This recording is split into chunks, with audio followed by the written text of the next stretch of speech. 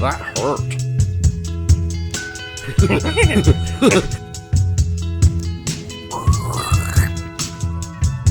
More verticality.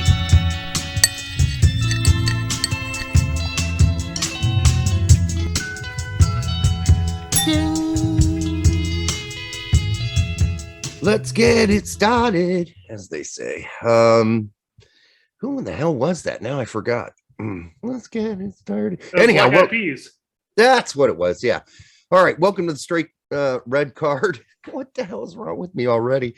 This is too early for me to be fucking up this early. So, yeah, you know how before the call, I had a phone call from my wife upstairs, and my son and my daughter were in here bugging us. Yeah. And I said, if you ever get a weird text message from me, it's probably my kid because all my information's on the iPad he uses. It's only happened one time. What sparked the phone call was about 10 to 15 text messages my son sent to my wife. Mommy, I can't get this game. No, you stink. You like my new background? Yes, I do. It's just like I said, if you get a weird text message from me, realize that either I'm drunk or it's my kid. I think I can usually figure it out, but I'm sure your wife can too. She's like, okay, that's not something. I was texting back and forth with her one day, and she goes, "Text me my age so I know who you are." So I said 25, and she goes, "Oh, good, it's you." Okay, yeah. I don't want to start talking shit, and it's actually one of your exactly. Your kids. There was a time where she responded to another text group that I'm a part of and said that, Jackson doesn't start school until next week. This is ridiculous. And my son was at my mom's house, and he goes, "Mommy, don't say that." Oh, Jesus Christ. Okay, Jack. And he's like, "Don't call me that."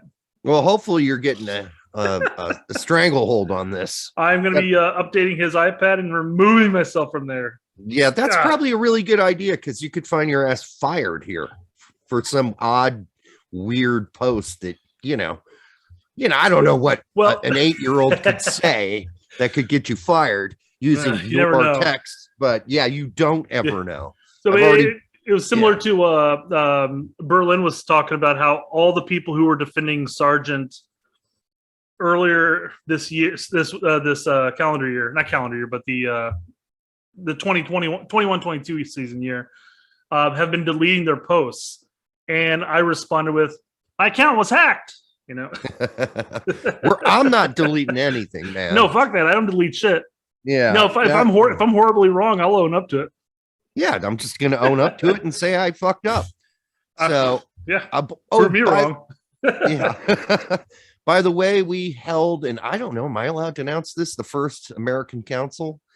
So that should be out on I just want to do a promotion for it on 11 Yanks channel, and it is Pete, Tact, Sam, and this time me. And I guess this is supposed to happen once a month, but if it's going to happen that early in the day, it's probably not going to happen with us, because we work. We're gonna work. Right? We're on the East Coast and we got to work, man.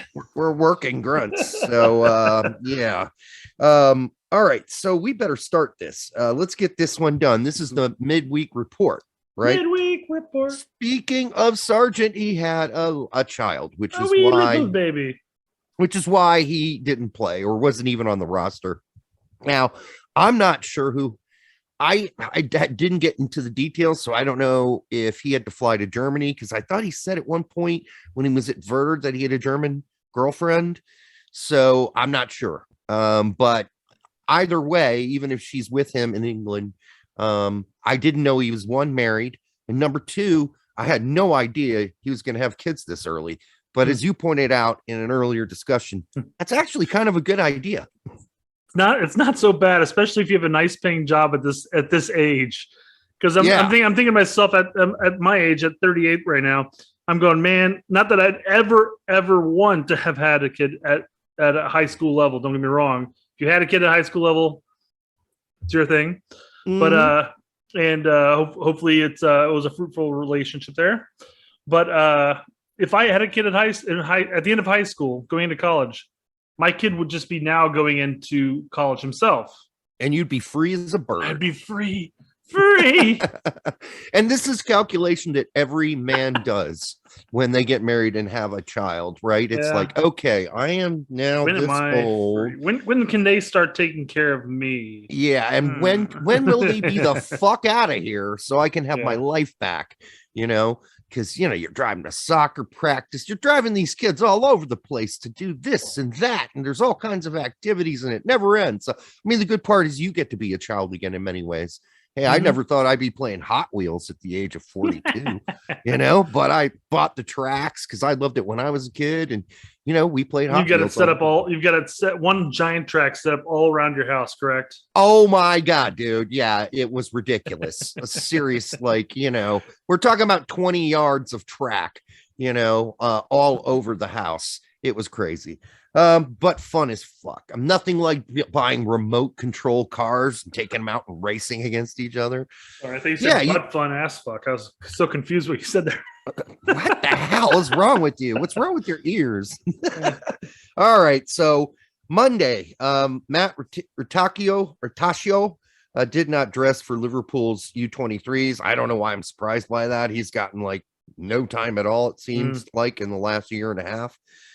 At Liverpool. So I don't know if that's going to really work out. He might just kind of like Brooks Lennon end up back in MLS.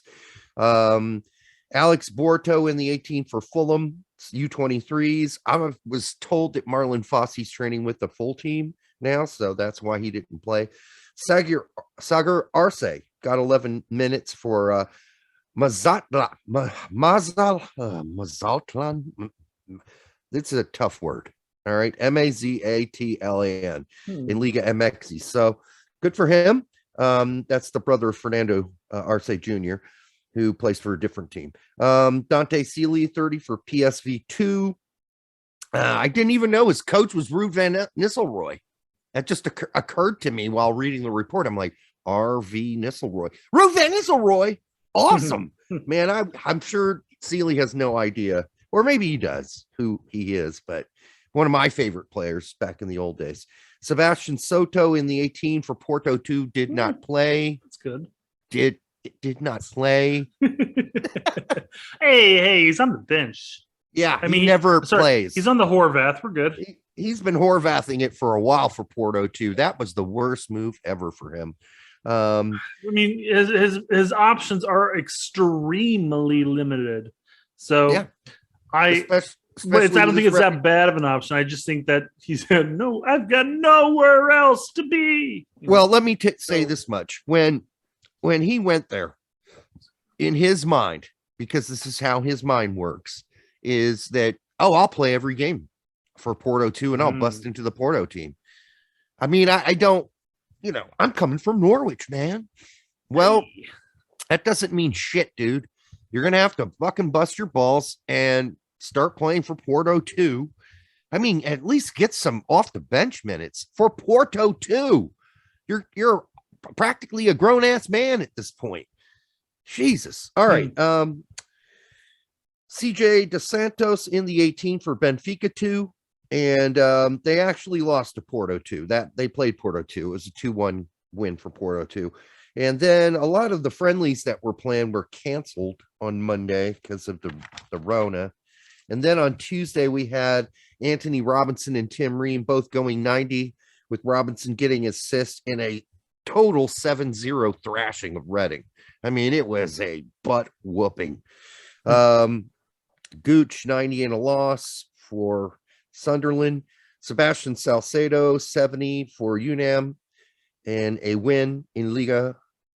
It's just kind of weird. Nobody talks about that guy anymore. I know he's a one-trick pony, but I mean, he's not doing that bad for one of the best teams or traditionally one of the best teams in Mexico.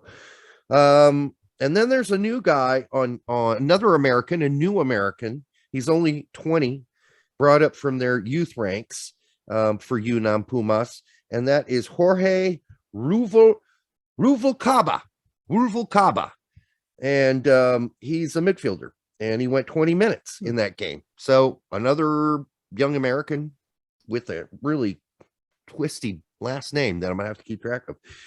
Josh Sargent, as we mentioned, did not dress. He was busy observing the birth of his child. McKennie went 90, scored a goal, was the best fucking player on the pitch for Juventus. More than 90, went 120. That's true. Yeah, 90 plus, I should have said. And they lost the cup game. But don't listen to Twitter though, man. If you listen to some of the experts on Twitter, you'd imagine that McKennie was like the worst player on the field. Yeah, I don't know where they're getting that. I fucking watched the game. I thought he was great. Yeah. And then some guy, you sent me a tweet. Some guy was like, yeah, man, you mean, why does Arthur have to sit behind McKennie and who's the other guy? And Rabiot. Those guys suck. It's like, because Arthur doesn't defend worth a shit. He's a horrible defender and he's a lazy defender. That's why he doesn't bust his balls. Well, I mean, maybe you should be taking it up with the past two managers who hardly played him. Let's be frank. The same guy who posted that also is the same guy that was bitching and moaning about how Italy and Portugal may or may not make the World Cup, or one of them definitely won't, because Jesus. Some crappy North American and South American teams will make the World Cup instead. So yeah, that's just we covered the exact same guy earlier, a couple months back, and I was just like, that name looks familiar, and I'm like, wait a second, I remember trying to pronounce that last name. This is the second time we've said this guy's a moron. Yeah, I'm sure he's a knowledgeable moron, but his take. So the first one is just him being butthurt, talking about Portugal and Italy, and the North American, South American teams making the World Cup. This last one, I mean, he may have a logistical reasoning for it, but if he doesn't rate McKennie or Rabiot, that's fine. Take it up with the manager. Don't call the players trash, because they're clearly not trash. I'm not a big Rabiot fan by any means, but he's picked it up recently. But it's hard to argue that McKennie has not been one of the bright spots of the midfield for a struggling Juventus. But come on. Yeah, some people are just irrational. I don't know what to do about it. But Dest did not play, didn't dress even. So what does that tell you? I think that hints he's going to go bye-bye. The latest rumor I heard was a 6-month loan to Chelsea. So that'd benefit all parties. I mean, Dest would get a lot of playing time because of the injuries. Yeah, short term he would. 6 months would. Quite frankly, I think that'd probably be the best thing. Yeah, I mean, I'm sure that Barcelona would like to sell him for a whole lot of money, but that's not going to happen, I don't think, in this winter transfer window. No.